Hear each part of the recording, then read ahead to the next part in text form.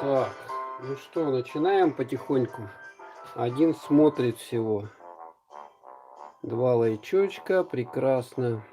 Все, наверное, выспались. Сегодня у нас 2 января 2021 года. Да там свои салаты-то доели, допили шампанское, там коньяки, мандаринки докушали. Вот такие вот мандаринки. Кушали мы такие мандаринки. Всем привет!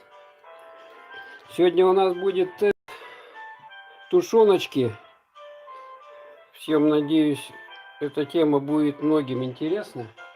Кому-то, может быть, не интересно. Ничего страшного. Посмотрим. Новогодняя тематика. Что даже я не знал предложить вам. Ну вот, набрал в магазине тушенки разной. Сейчас вот будем с вами тестить, пробовать. Первый стрим таким образом. Обычно были походилки по городу. Ну а теперь вот таким вот образом. Делать-то особо нечего. 2 числа все люди лежат, отдыхают. Так, кто-нибудь что-нибудь пишет? Чат, видны все сообщения. 4 смотрит, 2 лайка. Замечательно. Новогодний голубой огонек-то смотрели? Люди. Что-то там, по-моему, ничего интересного не было. Фейерверки пускали, да? Пускали фейерверки. Да. Весь город в огнях был. Со всех сторон лупасили. Там-сям. Ну, всю ночь так. Даже кто-то утром, даже 1 числа, видать, не допустили. Ну что, давайте потихонечку начинаем. Так, это я убираю. Это еще советские открытки. Вот это все. Смотрите, того времени. Ну, вот, на каких-то даже можно разглядеть. Тут вот цена 4. Цена 3 копейки вот этой открытки. Или вот такая открытка была. Тоже вот можно было подписать адрес. Тут марку наклеивали. И отправляли по почте. Вот тоже открыточка. С Новым годом. Такая. Ну потом посмотрим их более внимательно. Почта СССР 3 копейки. Тут писался индекс. Здесь куда, кому. Здесь адрес. А здесь писался текст поздравления. Сейчас уже так не делают. Сейчас надо открытку уже вкладывать в конвертик. Так, убираем эту нашу винтажную роскошь. Так, стол освобождаем. Потом я вам открыточки еще покажу. Так, ну что, начнем потихонечку. Сегодня у нас... Хорошо вам видно, да? Яркости добавить не надо. Так, темно. Так вот, да? Хорошо. Так, Смоленская из говядины. Тушенка, главпродукт. Вот такая вот. Вес 325 граммов. 3 года срок годности. Ну, она 2020 года. То есть она вполне нормальная. Дальше берем тушенку. Тушенка семейный бюджет. Вот. Кусковая говяжья. Так, что тут написано у нас? Ну вот, ладно, потом как по каждой отдельно я еще пройдусь.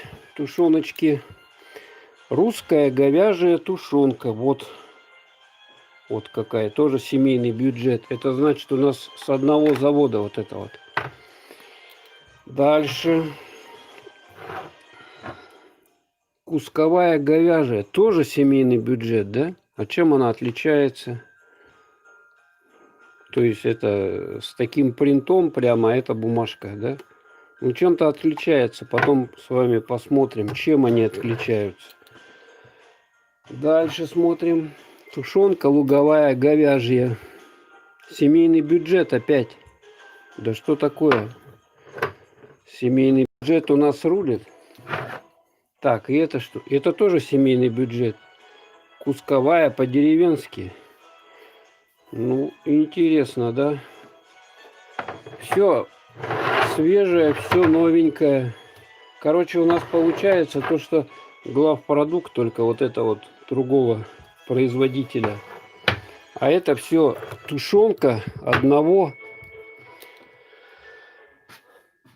производителя. Так, что нам надо? Никогда я еще такие стримы не делал подобные. Поэтому первый раз сегодня. Первый блин комом говорят, да? Так, тут у меня есть открывашка такая вот. Ну что, начнем вот с этой вот, наверное. Тушенка кусковая. Так, я музыку там потише сделаю. О, у нас как соседи наверху гуляют. Сейчас я прочитаю. Изготовитель Орел Продукт. Город Москва. Так. Адрес производства Россия, Орловская область, город Мценск. Кусковая говяжья. Неизменно высокое качество. Так, что? Берем, открываем. Так, где была? Открывашечка. Такая вот открывашка. Смотрите, еще какого? Она еще, смотрите, из нержавейки и стоит, она 50 копеек стоила когда-то. Ну, до сих пор она, в общем, нормальная, целая. Открываем банку. Кто не знает, как это делаю, я показываю. Вот так вот. Берете, главное... О, брызнуло. Смотрите, брызнуло теперь. Но я здесь, чтобы не запачкать, здесь прямо на столе, вам немножко не видно. Так вот открываю. Так, лачочки ставим. Кто там как провел Новый год-то? Нормально? Голова болит у кого-то? Или все уже протрезвели? Обычно 1 числа все люди, да и 2 все никакие. Так, у нас 30 было тепло, градусов 30. Так, открыли. Так, давайте-ка я тарелочку возьму. Тарелочку возьму. И сейчас мы с вами баночки сюда поставлю. И выкладываем это дело. Смотрим структуру. Такая вот тушенка. Я буду пробовать. Вот такая вот тушенка. То есть мы видим, что она полностью набита. Видно, да? Фаршем. Фарш тут вперемешку. Что-то жиры какие-то, еще что-то. Ну и такой вот. Такая вот у нее структура. Структура вот такая вот. Какое-то тут желе. Ну, вроде бы похоже на как тушенку, которая более дорогая. Но сейчас будем пробовать. Я знаю, что в этой тушенке есть соевый белок. Вот. Ну, давайте. По запаху она, в общем-то, нормальная вполне. И это самое.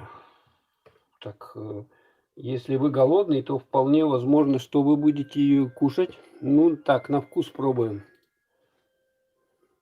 Ну, сразу. Губка. Вы знаете, вот как губка есть такая, да? То есть вот это вот не мясо, это просто она как бы пропитана мясом. Но на самом деле тут от мяса ничего нету. Угу. Такая... Сложно сказать это сгущенкой, но жиры здесь есть какие-то. Да, да. Всем привет, всем привет. Тестируем сгущеночку, ой, тушеночку недорогую. Вот. Семейный бюджет серии. То есть, если у вас после Нового года денег не осталось, все выпили там, то все, пошли в магазин, купили тушенки, вот там на последние копейки, что остались, вот что она из себя представляет. Вот такая вот смоленская, непонятно, что это за тушенка, не тушенка. Но, в принципе, если вы голодные, то ее можно кушать. Там 3 дня не ели. По запаху, в принципе, у нее как бы есть это. Ну, то, что это тушенка, то, что мясное там. Вот это была у нас первая. Семейный бюджет. Без консервантов мы видим здесь. То есть она безопасна. Можете смело ее кушать. Ничего с вами не будет. Но мяса там практически нет. Следующую открываем. Тушенка говяжья кусковая по-деревенски. Так, семейный бюджет. Смотрим, кто производитель. Говядина, жир, белок, стабилизаторы. Так. Красный рисовый. Что это такое? Рис. Ферментированный рис, перец черный, перец душистый, лист лавровый. Вода питьевая, лук репчатый, свежий, соль. Но состав: говядина, жир, говяжий, белок растительный, текстурированный. Угу. Сколько стоит деревенская? Ну, это в пределах, вот эти банки, где-то 50 рублей. Ну, какая-то дешевле, какая-то дороже. Но я говорю, это после вот Нового года, если у вас денег совсем все вы потратили, да, как бы, то вот остались последние копейки. Пошли, купили вот такую вот бюджетную тушенку. 39, да, возможно. Ну, тут у нас подороже, как бы, ну, 40, может быть. Раньше по 40 было. Следующую открываем. Вот это вот. Открываем. Еще советская открывашка. 30-50 копеек стоит. Вот ценник. Видно, нет? О, 50 копеек. Вечная. Сколько ей лет, уже не знаю. Но открываем. Там музычку на фоне я включил новогоднюю, как бы, чтобы было ощущение такое новогоднее, после новогоднее. У нас праздники-то походов, да, конечно, в походе любая тушенка съедается. Там, когда проголодаешь на природе, вы там за милую душу, там те консервы, которые обычно не едите. Так, открываем. Открыли. Так. Ну, давайте следующую тарелку я беру. Тарелочку беру и начинаем мы выкладывать. Вилочка у меня будет одна. Вилочка тоже, кстати, советская еще. Вот смотрите. Нержавейка, цена 50 копеек. Вот. Так. Вещи должны десятилетиями служить. Смотрим структуру, такая вот типа желе, да, что-то такое. Ой, главное, чтобы не капнуло мимо. Теперь ее выкладываем по-деревенски. Вот. Мы видим, что куски, вот кусковая она, поскольку куски вот такие вот. И здесь видим на дне жижа. Много жижи, смотрите. Жижи много. Вот. В этой предыдущей жижи не было. Ну что, так, давайте понюхаем, посмотрим. Ну, в общем, перчиком пахнет, мяском пахнет, как бы. Сейчас будем пробовать ее на вкус. Жалко, что вы, конечно, не пробуете такую вещь. Ну, тоже губка, такая же губка. Рекламировать? Ну, я не знаю. Это кому-то говорить, говорите. Лишний зритель не повредит. Да, ну, она практически по вкусу такая же мерзопакостная, что и вот это. Только в этой больше жидкости, смотрите. То есть мяса как такового нету, соевый белок, но мясом это все пропитано. Да, это еще структура какая-то более... Короче, она хуже по качеству, чем предыдущая была. Так. Ну вот много-много жидкости, конечно, они смухлевали. Это желатин или что там такое. Если все это на сковородку кинуть, то ничего не останется. Так. Так, мне надо вот так вот ставить их, чтобы не попутать. Так, следующую берем, открываем.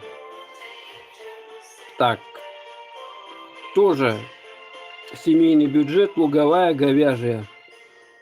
Консервы, мясо растительные, без консервантов. Отлично.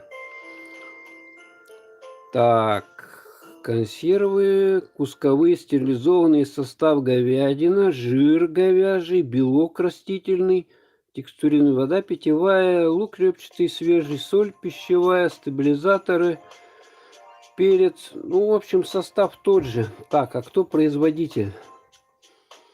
Так, Орловская область опять. Слушайте, они в разные просто банки. Запихали ее и все. Пробуем. Так, срок годности, надеюсь, не вышел. 20-й год, а у нее сколько тут? 3 года, по-моему. 340 граммов. Пробуем, открываем.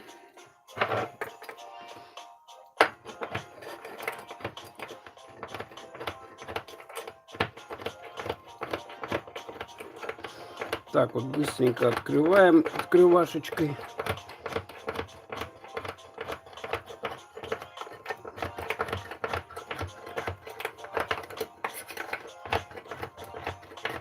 Ну, есть другого типа открывашки. Ну, зачем, если такая вполне нормально работает. Так, открыли. Тушенка луговая говяжья. Смотрим, что там внутри напихали нам. Но это такая как бы более твердая даже. Более твердая. Так, дайте-ка я О, жидкость какая-то тут начала просачиваться. Так, давайте я принесу тарелку. Я всего 2 тарелки почему-то принес.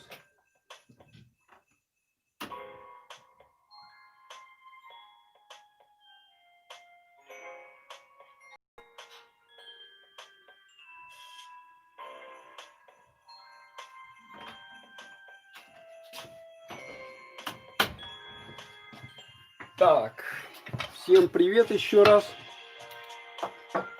Выкладываем. Да, открывалка супер. Советская, 50 копеек.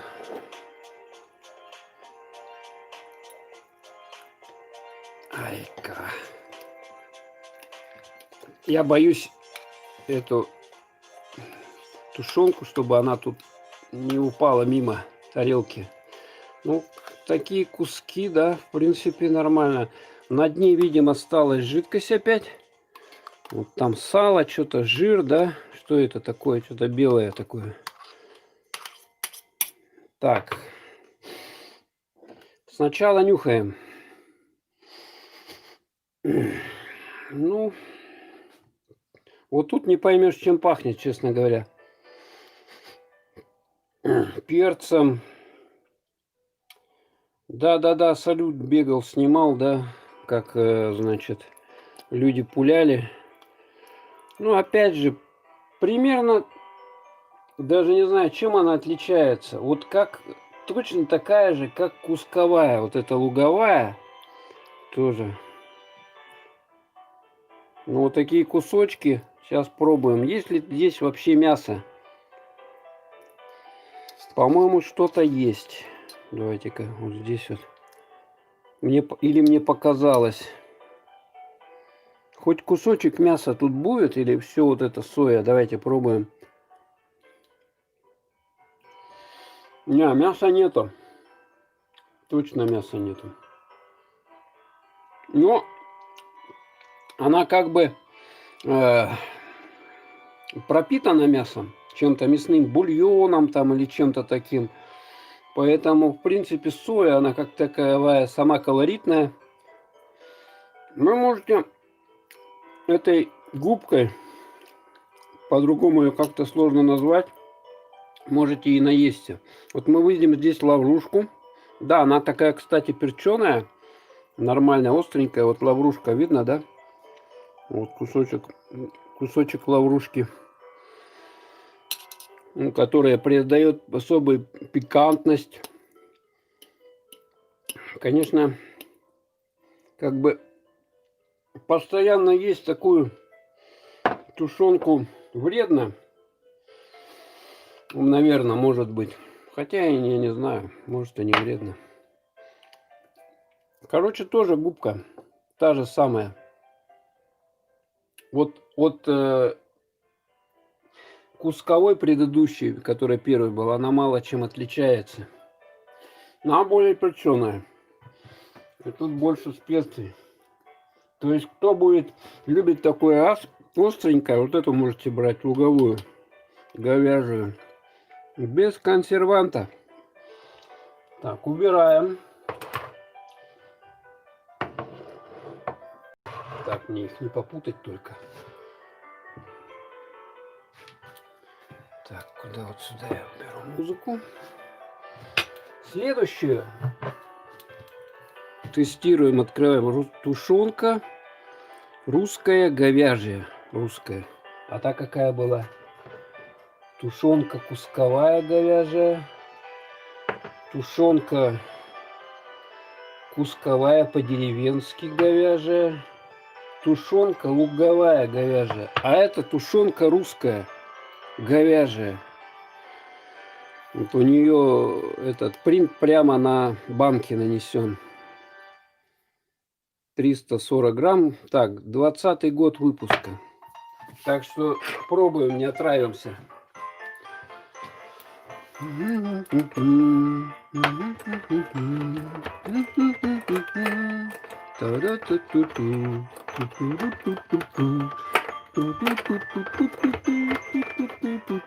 Эх, Jingle Bell. Подпевайте, кто знает эту песенку. Jingle Bell, Jingle Bells.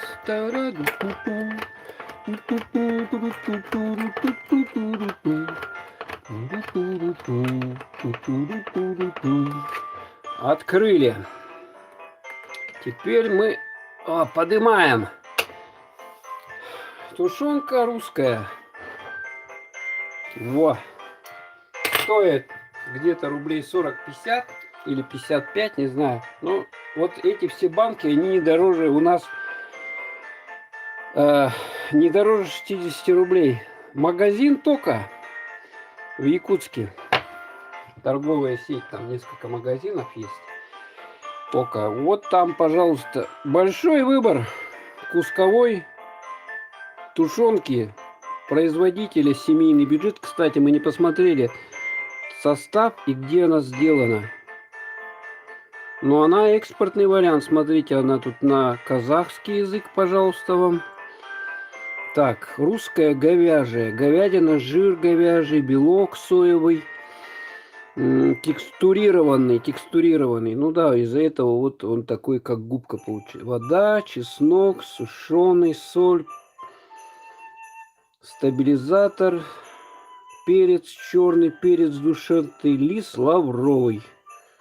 Так, производитель, опять Орловская область, город Мценск. Адрес все есть, телефон у них. Так что, если кто отравится, можете вот по этому телефону звонить. Так, берем тарелочку еще одну. Видно, да? 4 смотрит, 9 лайчочков. Прекрасно.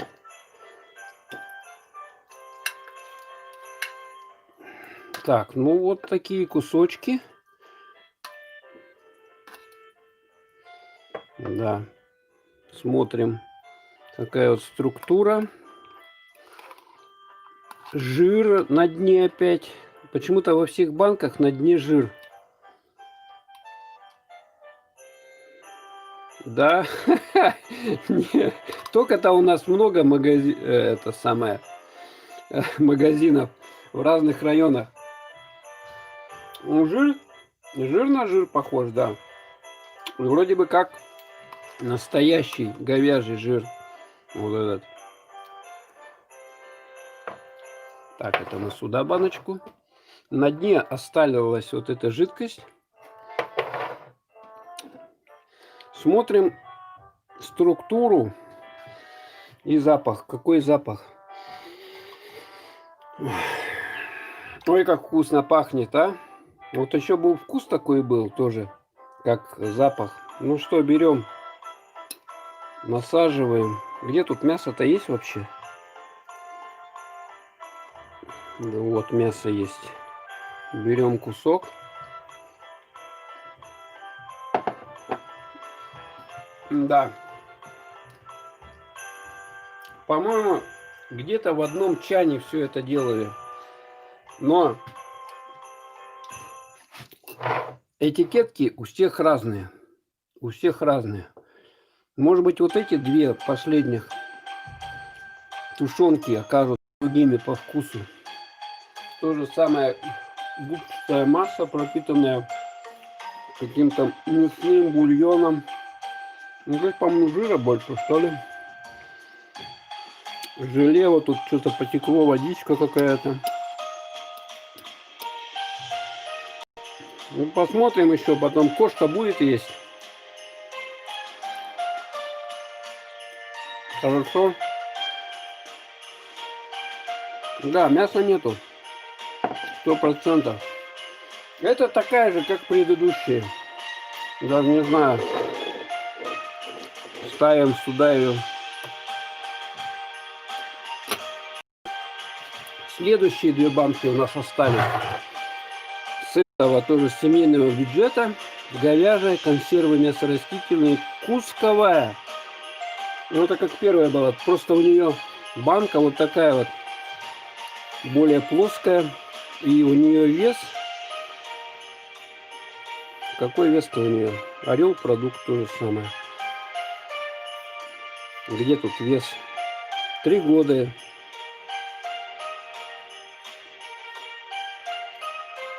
Ну, смотрите, награда даже есть, а? Видали, да? Как у хорошего вина. Так что не должна быть не ерундой. Я так предполагаю. Так, 4 смотрит, 10 лайчочков. С Новым годом всем. Так, берем открывашку нашу суперовскую, которой уже лет 40, наверное. И открываем.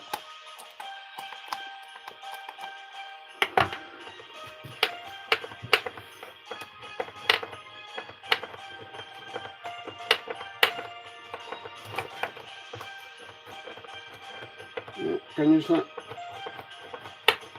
если вы где-то будете, не знаю, такой открывашкой открывать в столовой, там, если вам надо много, да, то, конечно, тяжеловато ей открывать, но вот так вот баночку одну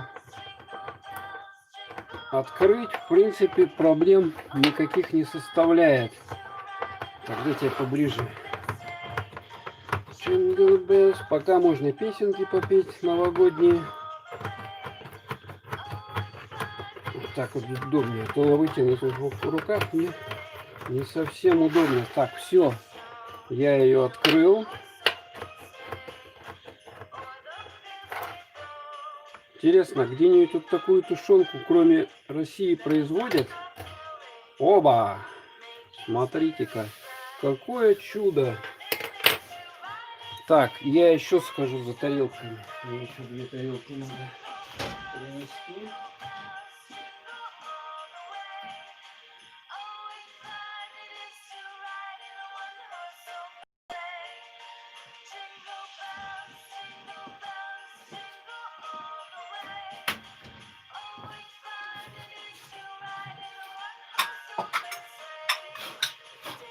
Вот тарелочки есть. Отлично. Такие грязные сейчас потру.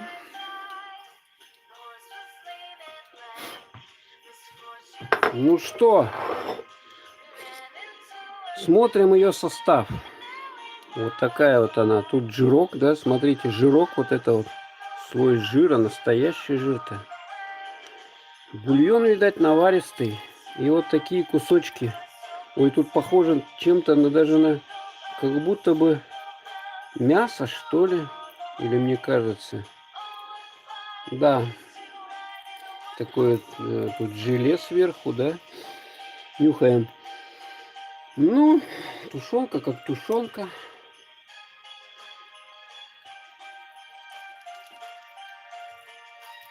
Вываливаем.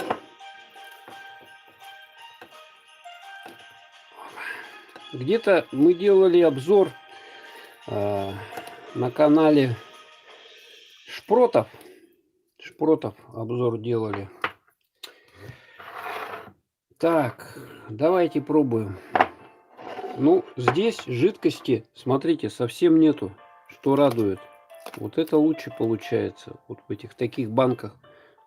Вот это Орловская, семейный бюджет. Она получше будет, чем эта вода. Ну, опять вот такая вот она вся, как бы. Так, где мясо-то здесь? Где мясо? Вот это мясо? Или это не мясо? Так, давайте.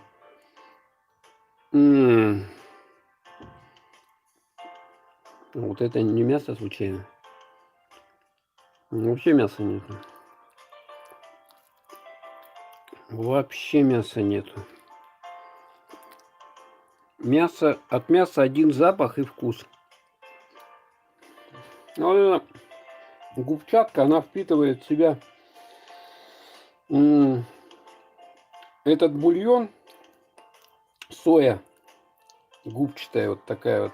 И получается типа, а сама соя она безвкусная, понимаете, да? То есть мы ее пропитываем бульоном говяжьим, вот жир, да, чтобы было еще все это плавало.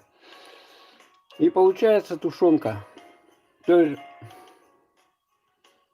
это не тушенка, как вам сказать, белок соевый, пропитанный. Да, ладно, я разочарован. Я думал, что хоть какие-то кусочки мяса будут. Да, соя, чистая соя. Соя, значит, пропитывают эту сою бульоном мясным, и все. Ну, какие-то отходы варят, там кости, еще что-то. Так, сдвигаем.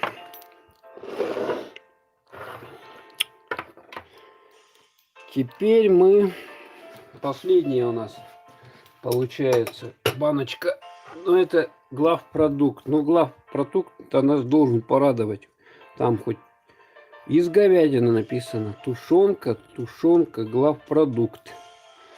325, дата выпуска какого числа? А, 20-й год тоже. 3 года у нее срок хранения. Читаем. Консервы, мясо растительные, говядина, субпродукты говяжьи, жир говяжий, белок соевый, белок животный, вода, лук репчатый, соль пищевая, стабилизатор. Короче, вот такой состав. Так, Смоленская, главпродукт. Опять Смоленск. Вот там соя-то растет, Орловская область. Слушайте, производитель-то в том же регионе находится, только главпродукт. А то был семейный бюджет. Открываем. Тарелочку ставим сюда. Сейчас мы в нее тушеночку выложим, так называемую. Ну вот, сейчас все так делают. Многие продукты, алкоголя много, как это, подделка или что это называется. То есть мороженое, да, то есть оно получается не из натурального там молока, а из, значит, делается из растительных жиров. Пишут на ней там это мороженое, да, хотя это не мороженое. Молоко такое же, непонятно какое. Ну и вот тушенка пошла. У кого совсем денег нету, конечно, могут вот такую вот тушеночку купить. Там после новогодних праздников, если все деньги вы потратили на икру заморскую, черную. Или там морепродукты какие-то. О, смотрите. Внутренний состав 4 смотрит, 11 лачочков. Спасибо, с Новым годом всех. По цвету, слушайте, она другая. И вот я так ковыряю, да, она даже... Смотрите, это вообще пюре. Вообще. Тут даже кусков нету. Ну а тут и не написано, что это кусковая. Да? Вот такой фарш, как бы, фарш. Он здесь, значит, внутри этот фарш. Вот такой вот. Его можно смело мазать на хлеб или еще куда-то. Так, берем, выкладываем. Ну, тут жир есть, да, как бы жир есть. Вот что осталось у нас в банке. Ну, по цвету, я не знаю. Вот тут белый цвет натуральный.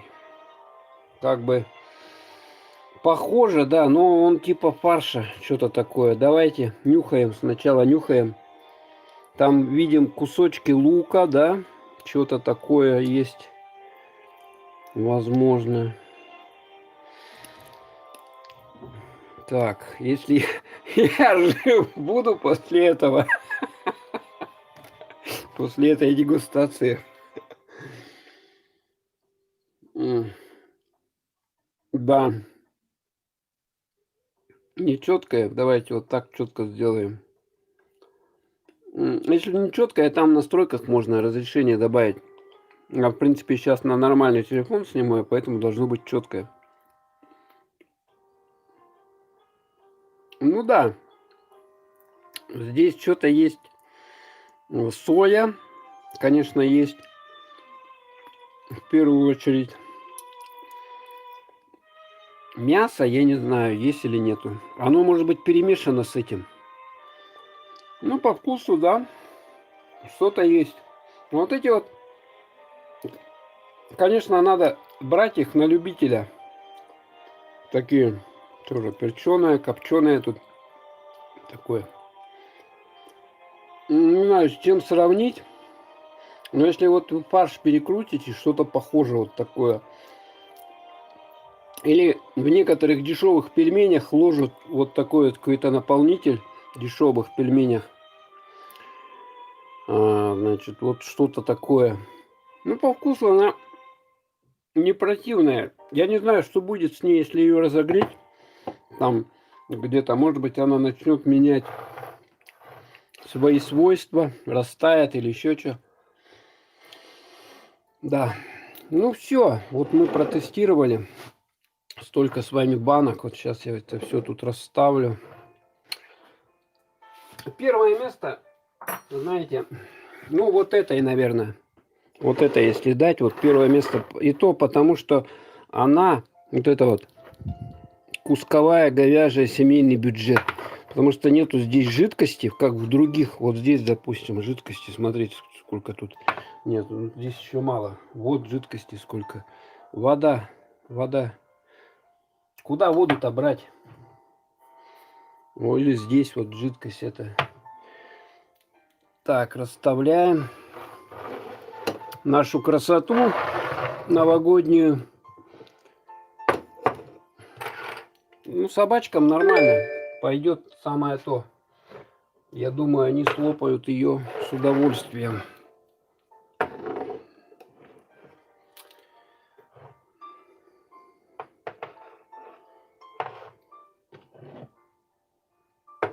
Так, вот так вот.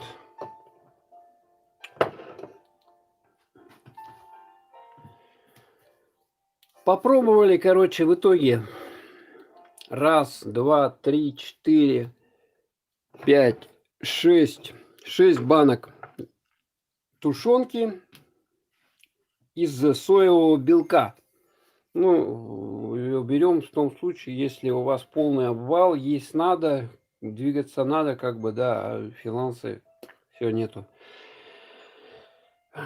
Можно и смешать ее, значит, с макарошками. Макарошки тоже можно дешевые купить, рублей за 20-30, полкило. И, соответственно, вот вы получите вот этот чудную, как блюдо под названием макароны по-флотски. Ну, которые выручают многих граждан. Так, все, я убираю, короче. Первое место, наверное, вот так вот мы сделаем. Вот первое место вот это, да, кусковая, говяжья, да.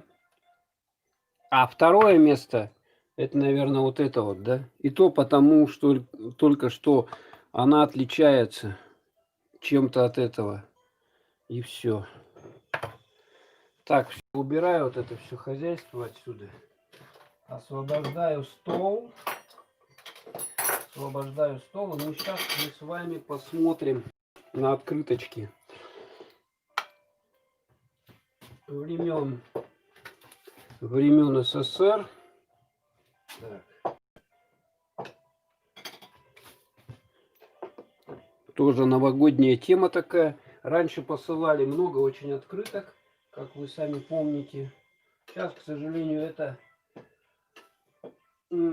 тема уже не актуальная, потому что все поздравляют как бы уже через Одноклассники, там через WhatsApp, Вайберы, Телеграммы и другие социальные сети.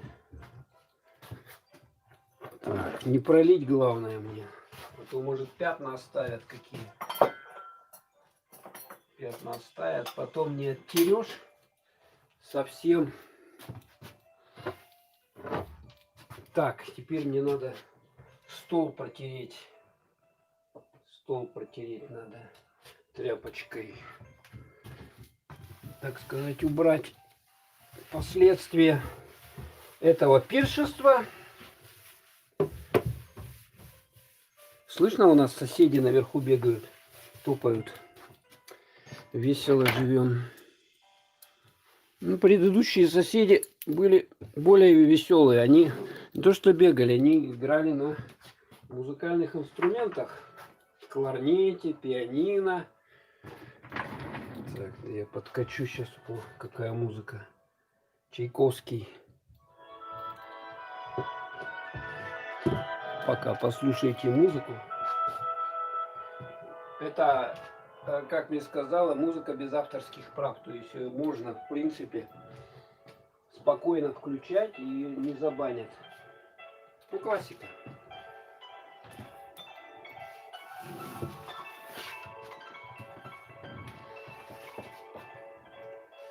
Так, как-то я сейчас вот это пониже здесь сделаю.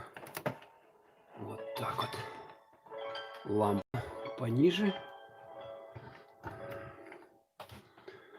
Чтобы было лучше видно. Так, мне надо еще... Я руки помою еще. Тут что-то мне, по-моему... Подождите секундочку.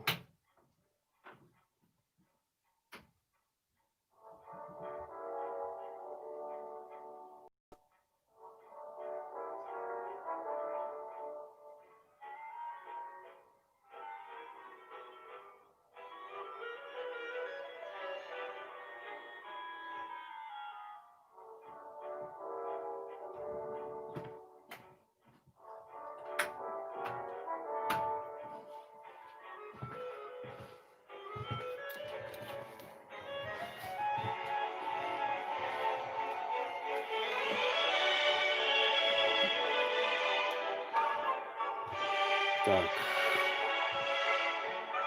Еще чуть пониже сделаю. Вот так вот. Вот. Ага. Так. ВКонтакте. Да во в чем только не сижу. Новогодние открытки времен Советского Союза, СССР. Вот. Кто помнит, может быть. Так, вот сколько их. Сейчас мы с вами посмотрим. Тут есть и постарее, и поновее, как бы. Ну, давайте вот начнем. Сейчас я в сторонку уберу. Вот такая вот открытка с Новым годом. Читаем на ней. Пятнышки немножко есть. Увидим, на ней изображен Спасская башня, да, Кремль. Елки такие в снегу все. Смотрите, елки тогда в Москве были в снегу. Ну, сейчас тоже, по-моему, снег, да, выпал. Разворачиваем. И написано здесь даже по-английски Happy New Year. Смотрите, экспортный вариант. ВКонтакте. Да, там есть что-то у меня ВКонтакте. Художник Рыклин. Фото. Москва. Смотрите, какой год. 1967 год. Советский художник. Напечатано в СССР. Сюда вот марка наклеивается. Цена 5 копеек. Видно, да? Вот такая вот. Это получается открытка 1967 года выпуска. Вот такая вот открыточка. Ей получается 53 года. Следующее берем вариантик открытки. Лежат. История, не выкидываем. С Новым годом. Так, проверим сразу. Да, тоже.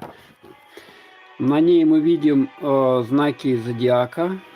Вот гороскоп, часы. Здесь Дед Мороз с Новым годом. Вот он тащит подарки. Не Санта-Клаус, а Дед Мороз. Вот видите, да? Ну, по-моему, колпак у него вот этот не совсем уместно, да? Он же в шапке должен меховой ходить, а здесь колпак, как у Санта-Клауса. Ну, это были вольности, да, такие. 12 знаков гороскопа, зодиака. И здесь читаем. Вот, короче, так вот она, открытка. Раньше можно было прямо ее положить в почтовый ящик и наклеить сюда марочку. Даже вот типа было, да, цена 4 копейки, почта СССР. Какой год там? 1988 год. Министерство связи СССР. Вот смотрите, да, выпуск. Здесь пишется индекс, шестизначный индекс, куда вы отправляете. Здесь куда, здесь кому, а это от кого. Здесь текст, ну там, здравствуйте, поздравляем вас с Новым годом и так далее, вот такого типа. Такая открыточка. Так, давайте вот так вот раскладывать их, чтобы видно было. Следующая открыточка. С Новым годом. Мы увидим здесь Дед Мороз, значит, на воздушном шаре. Так. Художник Гольдин. Издательство «Изобразительное искусство. Москва. 1976 год». 76 год. Цена 3 копейки. Вот. Пересылка по почте в открытом виде не подлежит. То есть вот эту необходимо было открытку вкладывать в конверт. Вот конверт я в частности покажу. Вот конверт того времени. С Новым годом. Видите, да? Почему того времени? Потому что красный флаг на Кремлевском дворце съездов, да? Ага. Или это зал заседаний, точно не знаю. Ага. Вот такой конверт. Ордена Трудового Красного Знамени типография имени Володарского Лениздат. 1900... это индекс и адрес. Город Ленинград. Фонтанка 57. Вот. Смотрите, даже здесь еще сохранился вот такая клеевая масса здесь. Но обычно приходилось подклеивать, насколько я знаю, клеем еще дополнительно, чтобы они не открылись в процессе их доставки.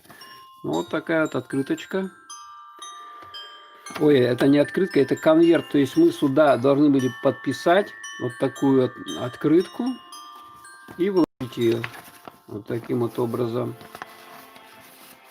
Здесь уже написать адрес, кому, куда и приклеить марки. И можно было смело ее отправить адресату.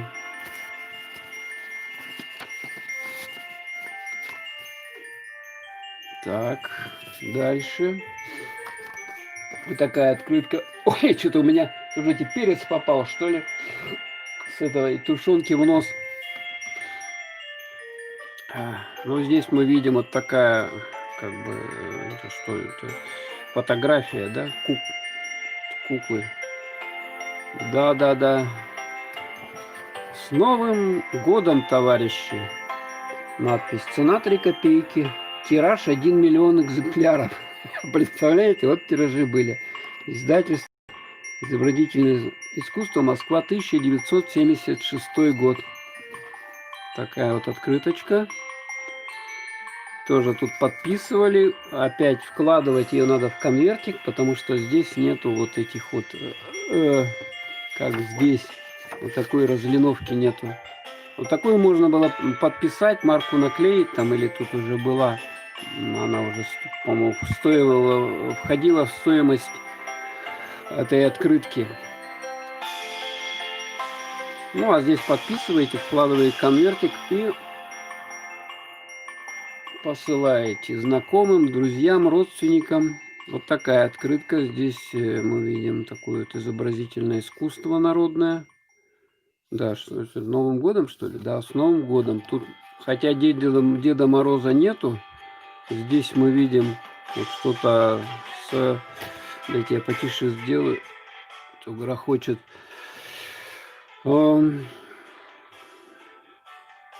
Так, давайте-ка почитаем, что это такое вообще. Художник Фокиев. Отправлять в конверте. Цена 5 копеек. Тираж 3 миллиона 200 экземпляров. Москва, 1980 год. Ну вот это еще брежневская эпоха была. Брежнев в каком году? В 81 году умер, да? Вот это еще открытки такие выпускались при Брежневе. Вот на этом развороте писалось приветствие, вкладывалось в конвертик, типа такого вот. Даже, нет, это другого формата. Там еще были такие вот более, это вытянутый формат, а были такие более квадратные еще конверты. Так, вот такого формата получается, да, вот такого формата были еще конверты. Дальше. С Новым годом! Тоже, видимо, такая композиция. Здесь это кто, что за звери? Зайцы, что ли? Зайцы, да? И мишка. Ой, этот. Дед Мороз. Дед Мороз у нас с елкой, с подарками. Вот видим, все заснеженное такое. Все, обязательно был снег. Все это было. Да, тоже с разворотом. Это открыточка какого года? Это открытка 1986 года. Ой, пардон. Короче, этот перец у меня от тушенки в нос попал. Извиняюсь. Так, тоже отправлять конвертик. Цена 5 копеек. Тираж 700 тысяч экземпляров. 1986 года выпуска. Такая вот с разворотиком открытка. И что хорошо, вот раньше, да, никаких не было, вот как сейчас печатают, да, вот это вот. Вот эти вот, сейчас я покажу, как сейчас делают. Там уже готовый текст. Господи. Что у меня с носом-то, а? Что у меня с носом? Ну, вот современные открытки уже. Вот современная открытка. Мы видим уже обезьян. Вот такая вот уже этот штрих-код здесь обязательно. И вот тут вот вам можно вообще ничего не придумывать, так просто подарить и все. Но тут еще вот это место есть как бы дополнительно, да, здесь можно написать. Иногда бывает просто вот уже просто вот этот текст и все. То есть вам даже задумываться не надо, ничего придумывать. Вот это современная открытка такая. Так, вот, посмотрели, да, на эту. Далее смотрим. С Новым годом! Вот, мы видим, что Дед Мороз мчится на санях на...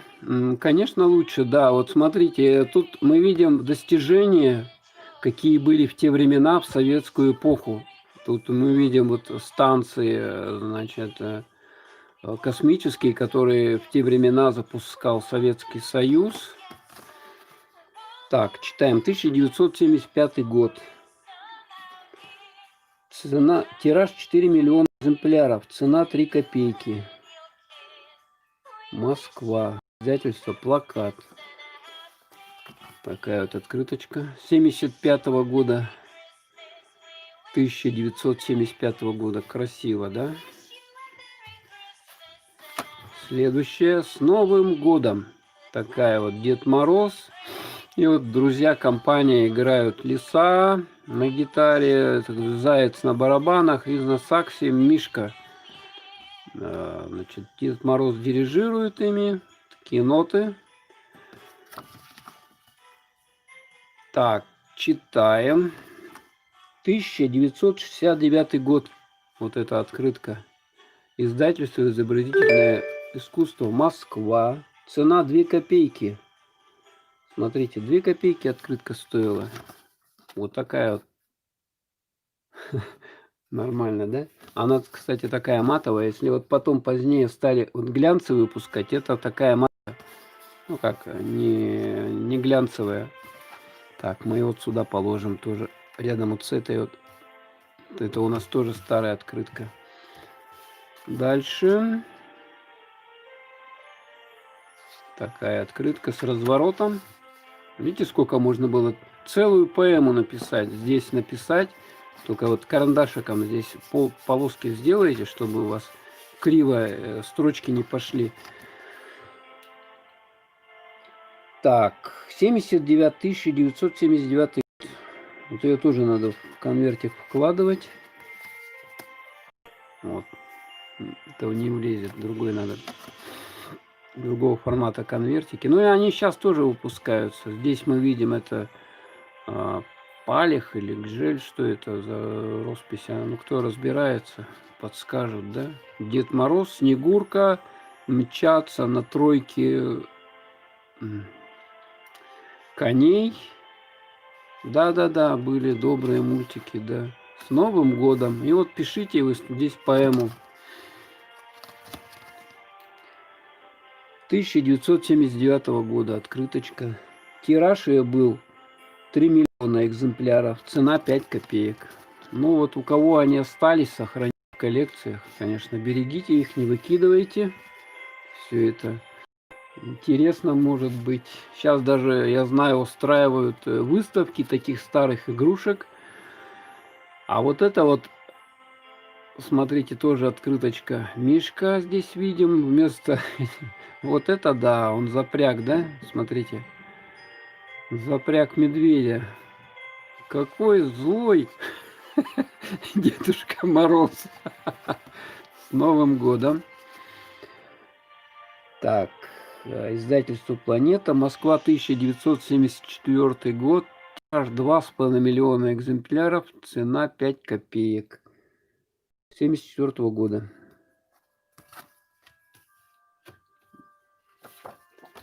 Так, дальше. С Новым годом. Вот какой-то компьютерный уже такой. Уже более... Хотя вот это у него перфолента, я так понимаю, да? Хотя экран вроде бы как такой большой, типа компьютер, даже кнопки какие-то светящиеся. Но почему-то он читает типа телеграмму. О, а эту открытку, да, можно было отправить прямо по почте. Здесь написать адрес, куда, кому, индекс от кого и адрес, значит, отправителя. Здесь пишите индекс, специально надо писать определенным образом. Там покажу вам, как пишут ее. Ну, здесь уже марка 4 копейки, видите, да? То есть сюда не надо было, по-моему, марку клеить. 1977 год. МПФГ издатель. Министерство связи СССР. 6 копеек. Да, но вот это подороже, потому что она уже, чем вот такие обычные, да? Потому что она уже, в стоимость ее входит цена пересылки марки. Такая вот. Дальше. С Новым годом. Такая открыточка. Вот, тут вообще ничего не написано, да? Внутри тираж 1,5 миллиона. Цена 4 копейки. 1975 года. Открытка такая. С Новым годом. Дедушка Мороз едет на поезде и везет целый вагон подарков. Причем сзади, смотрите, этот снеговик, да, с елкой. Елку держит. Так, прикольная, да, с разворотом тоже открыточка.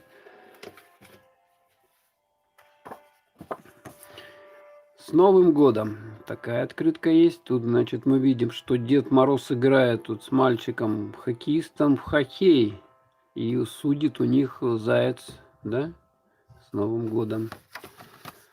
Тоже ее можно было по почте отправлять. 3 копейки, да, 3 копейки. А где предыдущая была? Вот это вот, да, это сколько? Это 4 копейки. Там даже марки разные. Это вот тут молодежь, да, почта СССР читаем, да, герб Советского Союза. Почему-то они даже в разную цену были. Так, какого года она? 77-го, 1977 год. Министерство связи СССР их выпускало. Тираж тоже у нее хороший. Где тут писали обычный тираж? То ли, ну, меньше миллиона, по-моему, не было тиража. Такая вот. Дальше. Такая открыточка простая. Здесь мы видим веточки сосны, да? И какой-то букет. Интересно. С Новым годом надпись здесь, видите, тоже. 1976 года. Стоит 3 копейки. Тираж 1 миллион. Да. Для конвертика. Такая вот открытка. Дальше. Ой. С Новым годом. С разворотиком. 1977 года. 5 копеек. Тираж 500 тысяч экземпляров. Вот это большой тираж, да? С Новым годом. Видим часы. Значит, с маятником, да, и вот эти гирьки, типа вот этих, как они, сосновые шишки, да, вот эти вот, так вот сделано. Ну, заранее писали, там, дней, наверное, за недели, за 2, ага, до 1 января, соответственно, отсылали и так открыточку получали. Раньше много открыток получали.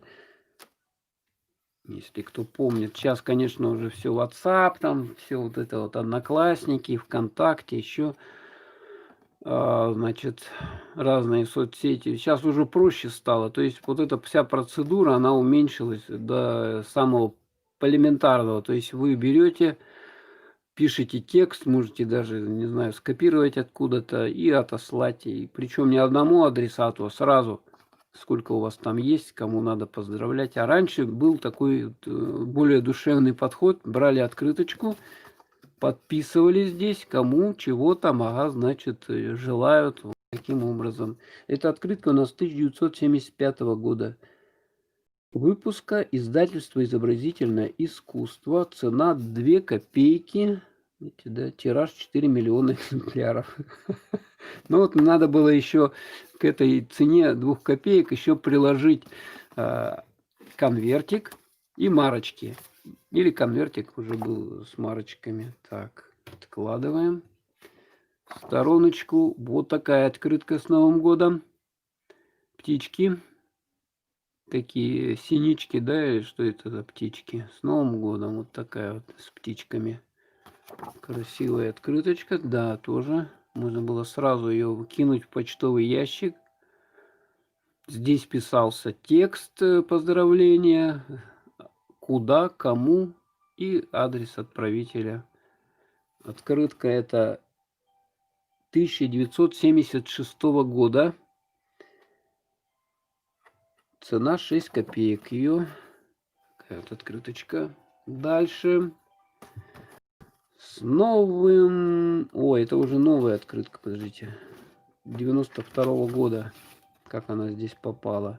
91 года. Ну еще СССР было. Это СССР, правильно, все. У нас СССР развалился в 91 году, получается, да? Ну вот еще вот выпускали их, получается. С Новым годом, ага, да, они, конечно, сейчас спросом пользуются, но там, видать, это дорогие-то открытки, которые старые совсем, и мне были небольшие тиражи, а вот такие, которые выпускались миллионными, они, в принципе, есть тоже с разворотиком, да, они недорогие, в принципе, вот эти вот открытки, как и монеты тоже. Советские, они тоже не совсем дешево стоят. Ну, рубль я недавно видел, продавался советский, он 150 рублей, рубль. СССР, кто помнит, ага, вот такая вот открытка, это, видать, последняя СССР открытка, которая была выпущена. Это год обезьяны, да, 92 год, видим обезьянку.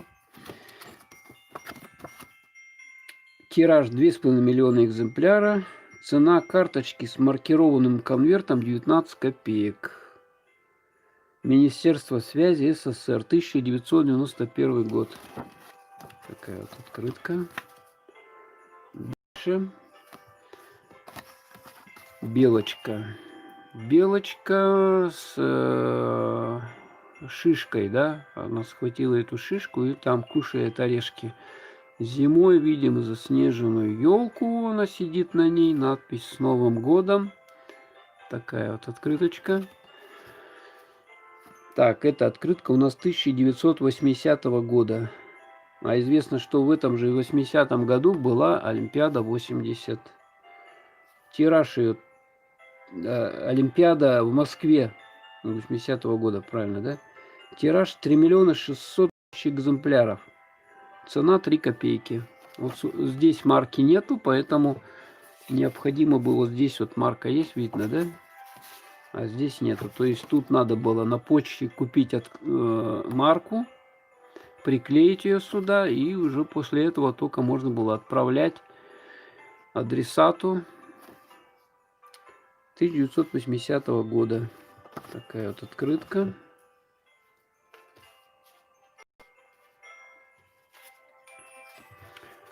Дальше открытка вот такая. Такая не была, у нас еще нет, да? Здесь видим, это кто? Лосята, это заяц, да? Бегут, то есть уже Деда Мороза нету. Видим, у него в санях игрушки, елка. Куда-то торопится, спешит кого-то поздравить. Опять чистый разворот, пожалуйста, пишите сколько хотите, чего хотите. А то сейчас напечатают текст внутри, там уже и придумывать ничего не надо. Да, ну СССР был, раньше по СССР отправляли, потому что жили же не только, значит, в Российской Советской Федеративной Социалистической Республике, но и во всех республиках бывшего СССР.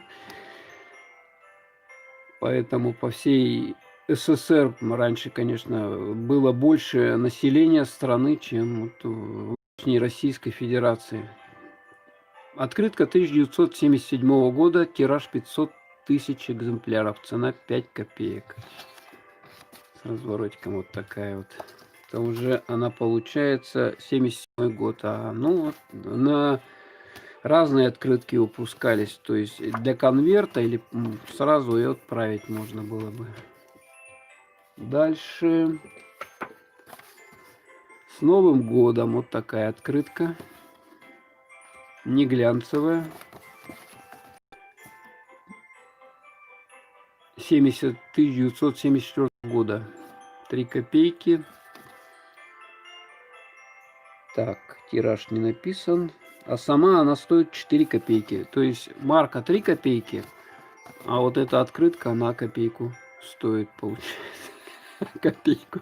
Раньше коробок спичек стоил копейку. Если кто помнит 1 копейку. Вот такая открытка с Новым годом. Дед Мороз. И у него сумка вот такая блатная, или чемодан, или что. Аэрофлот. Аэрофлот с надписью Аэрофлот. Раньше был один Аэрофлот, не было никаких, значит, других авиакомпаний, никаких, значит, Побед, там, Сибири, S7, какие сейчас куча компаний. В каждом регионе свои компании. С Новым годом! Вот. Идет это, видать, по городу, это окна, да, светятся. И Дед Мороз ест эскимо. Такой это он. А зачем, я не понимаю, зачем у него зонтик? А, это он, получается, откуда-то с южной страны приехал. И вот у него фотоаппарат еще. Это, по всей видимости, Фэд такая вот. Уже в кобуре. Фотоаппараты раньше были в кобуре, не просто, да, были вот с ремешком. Кобура у них была, куда сам фотоаппарат вкладывался, чтобы он долго служил. Фотоаппараты были не дешевые. Так, цена 5 копеек. 1973 год. А на марке, вот интересно, здесь написано 1966 год. 4 копейки. Так. Дальше. Такая вот открыточка. Так, я ничего не попутал. Ага, да. 1987 год выпуска. Издательство «Плакат». Тип издательства Соцхаркивщина. Социалистическая Харьковщина, да, или как-то. То есть это Украина. На Украине вот тоже открытки делали. Цена 15 копеек. Тираж ее 1 500 000 экземпляров. Отправлять только по почте. Короче, вот эта открытка на Украине была. Почему она так дорогая такая? 15. Нигде не находили. Это все лежит и все это сохраняется. Привет, привет. Привет, Мишель. Привет. С Новым годом.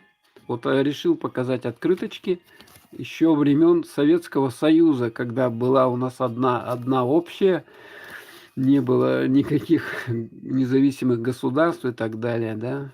Вот в частности, вот эта открытка издательства «Социалистическая Харьковщина», издана на Украине, да, вот с Новым годом. Тут синички такие вот. Разворот, смотрим, здесь ничего нету. Можно текст поздравления, значит, написать. Дальше. Такая вот открыточка с Новым годом. Она тоже не глянцевая. Она блестит. Давайте посмотрим, какой у нее год. 1975 год. Выпуска Министерства связи СССР. Цена 6 копеек. Такая вот. Это Снегурочка. У нее что, лукошко такое, да? Корзинка, да, видим, корзинка. И в ней игрушки она принесла. Елочка такая со звездой. Вся горит.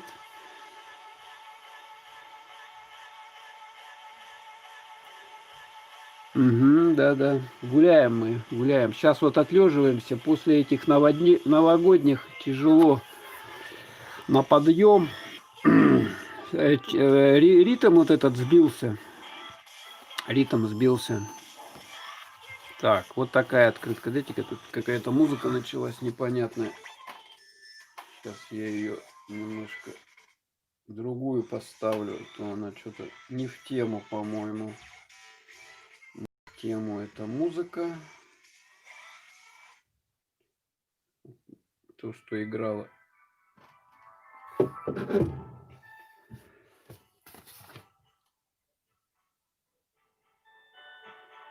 Такая музыка без авторских прав. Не должны забанить. С Новым годом!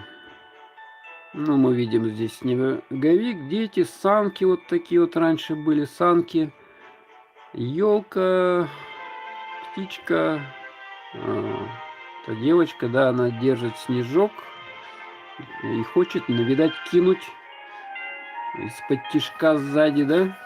Так, открыточка это 1969 года. Советский художник, город Ленинград. Цена 2 копейки. Художник Трубицына. Такая вот открыточка. Мы вот сюда положим тоже, где у нас старые открытки. Так, дальше. Вот такая красивая открытка с Новым годом. Смотрите, Дед Мороз держит елочку маленькую со звездой. Здесь у него игрушки. Вот какой красивый, видали, да, конь? Но у нас вот кони тоже есть, лошади, да, в Якутии, но они все такие приземистые, и этот, по-моему, он не выдержит наших морозов, его надо где-то не на улице держать, а в стойле. Да, ну вот такая открытка. Так, цена 5 копеек, 1973 год выпуска открытка. Художник Рудов. 5 копеек. Марка 4 копейки, а открытка сама стоила 5 копеек. Вот так вот. Можно было подписать и кинуть ее в почтовый ящик сразу.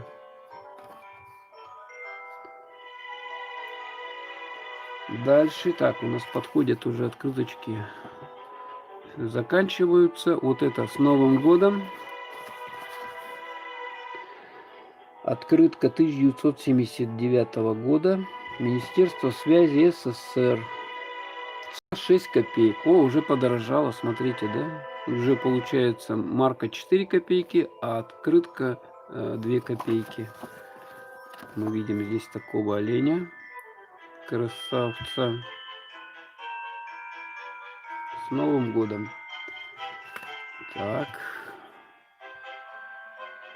Вот такая шикарная открытка. Смотрите, сколько художники рисовали красиво, да? Как разворотик. С Новым годом. 1980 год. Изобразительное искусство. Город Москва. Отправлять только в конверте. Сколько она? Цена 9 копеек. Вот ее. Угу. Вот это вот, где открытка, она получается, она дороже всех. Она стоит 15 копеек.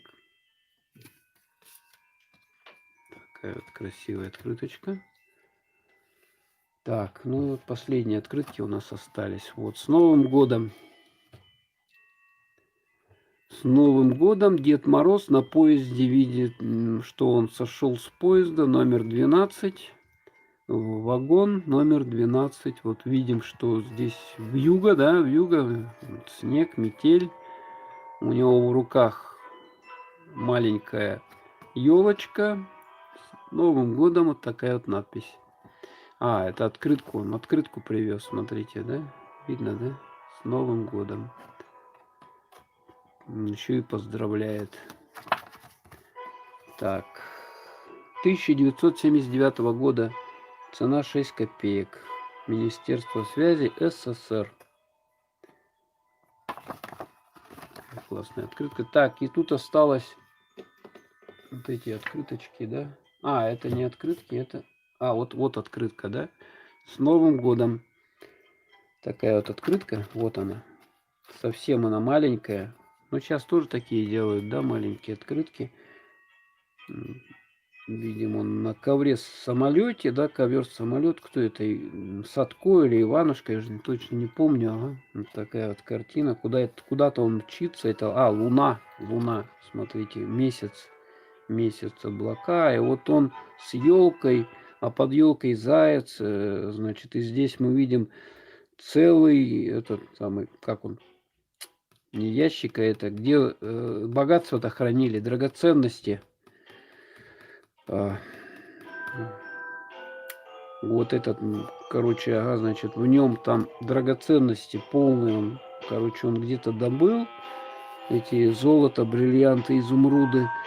И вот едет, сундук, с этим сундуком он летит. Кому он летит? Наверное, к своей Василисе Прекрасной или кому, даже не знаю. Так, 1982 год. Тираж 3 миллиона экземпляров. Цена 2 копейки. Отправлять только в конверте. Город Москва. Изобразительное искусство. 1982 года. Вот такая маленькая открыточка. Сундук, да, сундук. Я уже забываю. Так, и вот это у нас. Это не то уже. Это что-то другое. Это у нас календарик 1986 года. Тоже, ага. Ну, тут как будто бы, да, пингвины вот такие, да? Как будто бы что-то, значит, ну, это не то, короче.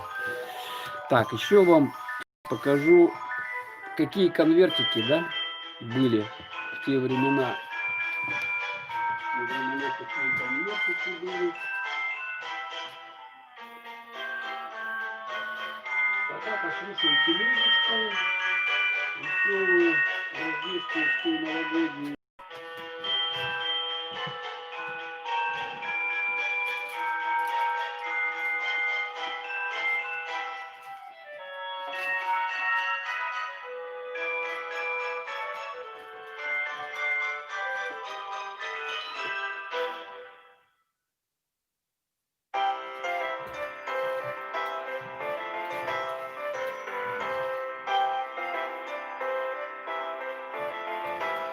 Вот я нашел. Вот эти вот открытки, которые были, значит, без, соответственно, вот такого, да, у нас.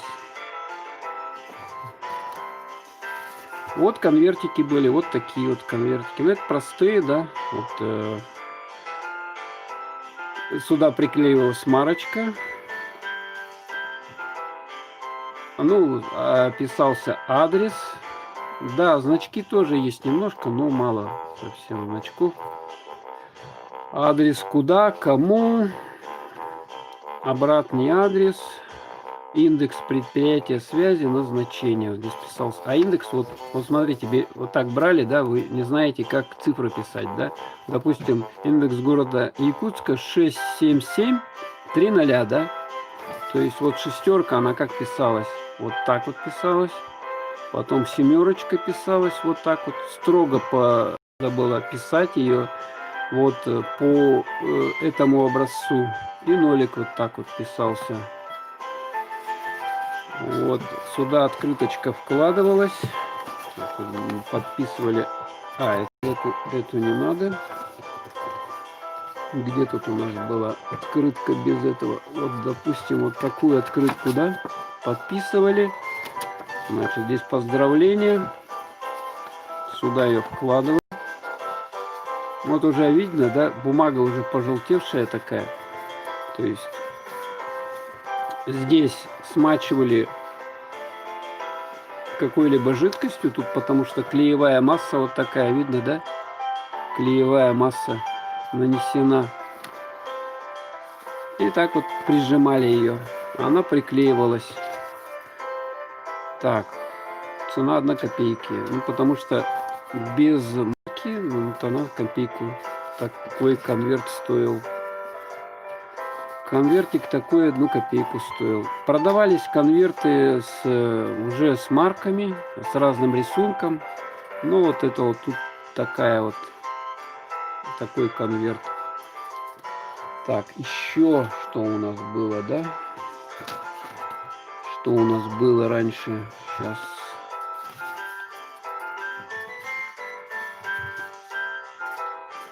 Испачкали чем-то в те времена, да? С Новым годом. Так, а это какого года?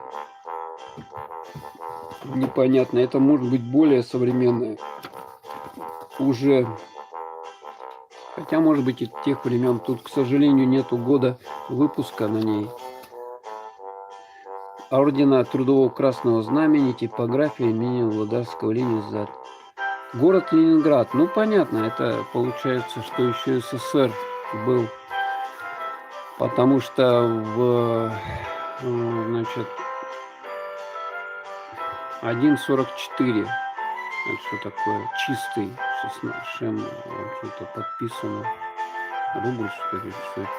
Непонятно что. Так, потише вот это громыхание сделать. Вот такая вот. Такой конверт времен СССР тоже получается, поскольку здесь город Ленинград. Такой вот конвертик чистый был. Так, а это что у нас? Почтовая карточка. Вот такая почтовая карточка. Смотрите. Герб Советского Союза. Герб Советского Союза. Видно, да? Фокусирует. Марочка. 4 копейки. 1976 год написано. Сама, значит, она выпущена в 1989 году. Министерство связи СССР. Написано, цена 4 копейки этой карточки. То есть здесь адрес писали, а с этой стороны писался какой-то текст. То есть можно было просто вот как письмо отправить. Вот такая вот карточка была. Так. И вот есть еще того времени конвертик. Чистый тоже. Он что, заклеенный, что ли? Кто-то его заклеил даже. А внутри ничего нету. Это обрезанный, ё-моё, это обрезанный конверт, не подписанный. Кто-то его испортил. Так, почта СССР 1986 года. Марочка уже готовая. Тут мы видим памятник архитектуры союзных республик. Даже отдельно печатались. Это, в частности, Армянская ССР Ачми-Адзин. Кафедральный собор IV века. И надпись на армянском языке. Вот здесь вот буковки. Но она 1990 года. Угу. Еще СССР в те времена он существовал. Ну вот, что я вам хотел показать. Такие вот открыточки шикарные. Да. Поэтому у кого есть, вы тоже не выкидываете на мусорку. Все они, ну, может быть, представят кому-то какую-то ценность. Кто-то просто любит вспоминать, как это все раньше было. То есть это вот как визит в прошлое у нас с вами. То есть можно было посмотреть. Можно посмотреть, какие открытки раньше выпускались. Сейчас я еще разочек вам их покажу. 4 смотрит, 11 лайчочков.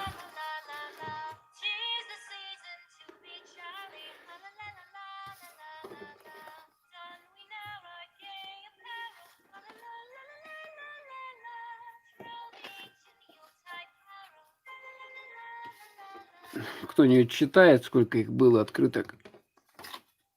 Я сейчас все подряд их складываю.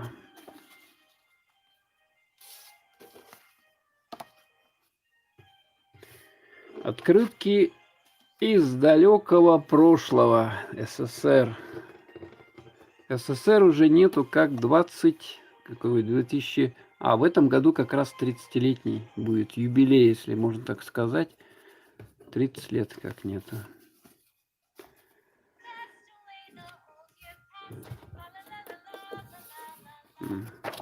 Да где-то я там есть на видео.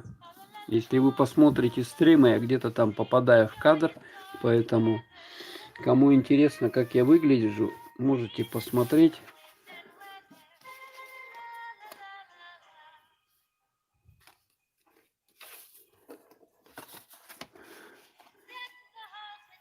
Не, я не блогер, я так просто учусь.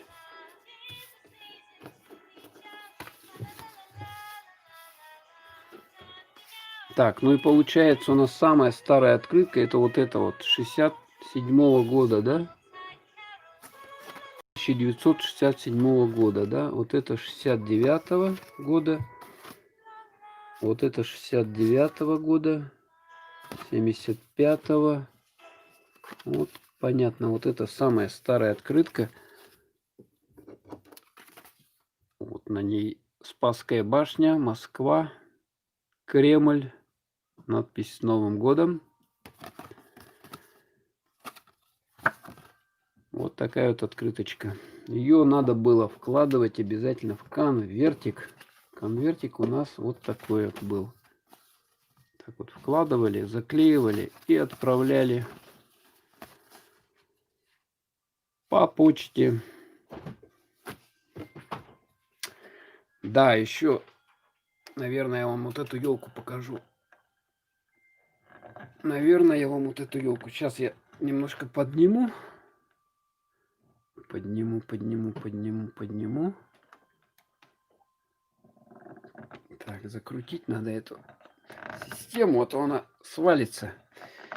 Такая тугая затяжка, что надо изрядную силу иметь в руках, чтобы ее зафиксировать.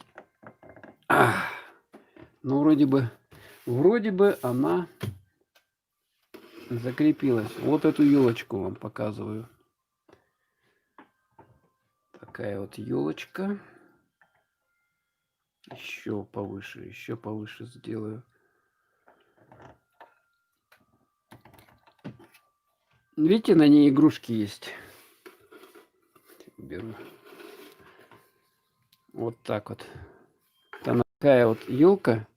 Как там вверх показать ее? Ну, макушки уже нету, короче. Была раньше макушка.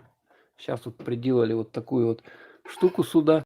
Макушка, к сожалению, сломалась. Но вот эти игрушки, они все оригинальные. Видите, да, какие маленькие? Вот это стеклянные игрушки.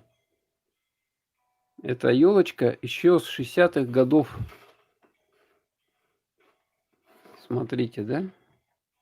Стеклянные игрушки. Вот такой набор целиком был. Вот это вот тоже ватная игрушка. Вот это вот. Я что-то на ней нарисовал. Ватная игрушка. Вот такие вот ягодки или что это такое, да? Таких сейчас не делают. Но сейчас тоже много всяких разных. Из чего-то сейчас только не делают игрушки. Но вот раньше вот такой наборчик был.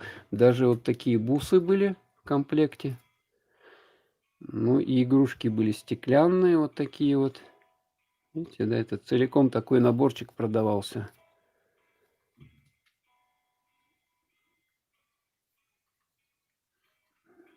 Стекло, то есть часть игрушек уже побилась. А елка это 60-х годов, вот она в таком виде, значит, как бы сохранилась, ничего с ней не происходит. Да, старинные игрушки, тут вот пластмассовые есть, вот даже из пластмассы вот эти вот игрушки. Тут лимон, тут какая-то шишка или что это, тут какие-то такие вот.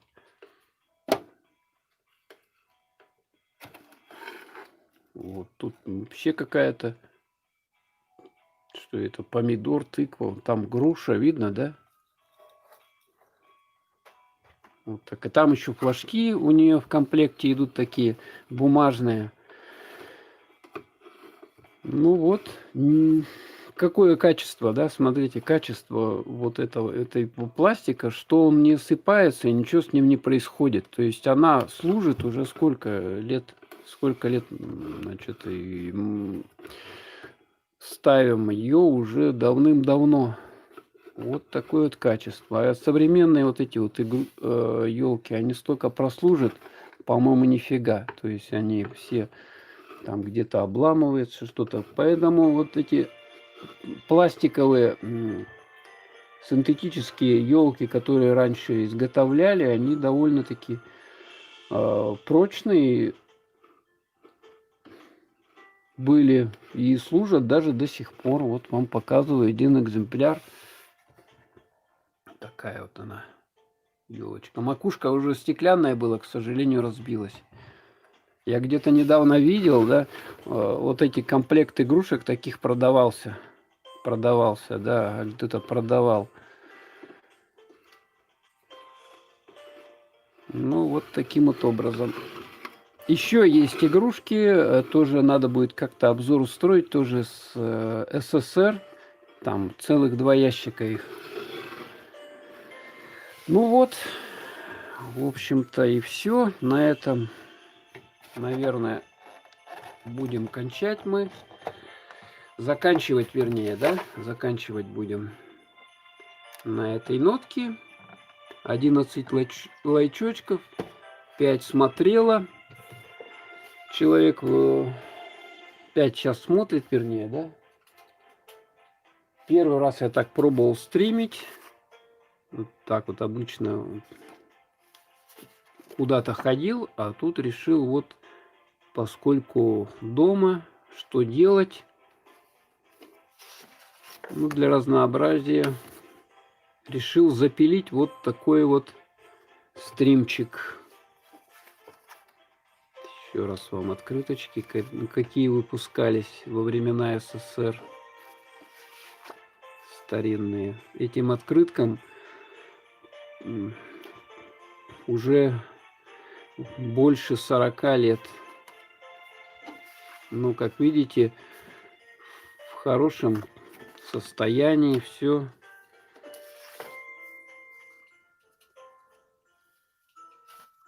Такие. Ну что, стрим у нас длится уже 1:39. Будем на этом заканчиваться.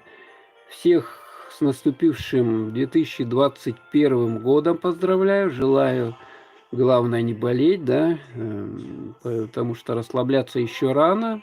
Там известно, что новый штамм какой-то этой болезни пошел.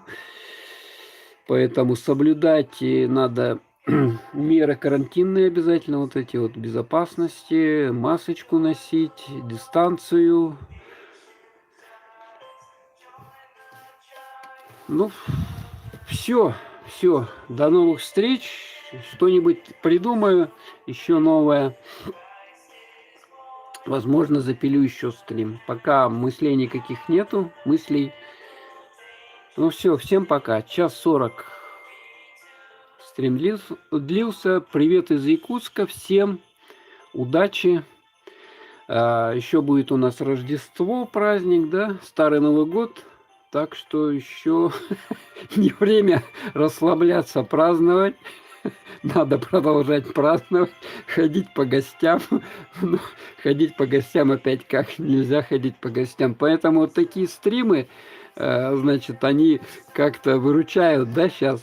Потому что по гостям-то ходить особенно нельзя, особенно по пожилым там, да, как бы хотят, да, чтобы. Но вот можете тоже устраивать такие стримы у себя. Такие стримы можете устраивать, чтобы не заражать друг дружку. Ладно, всем удачи, до новых встреч. Пока.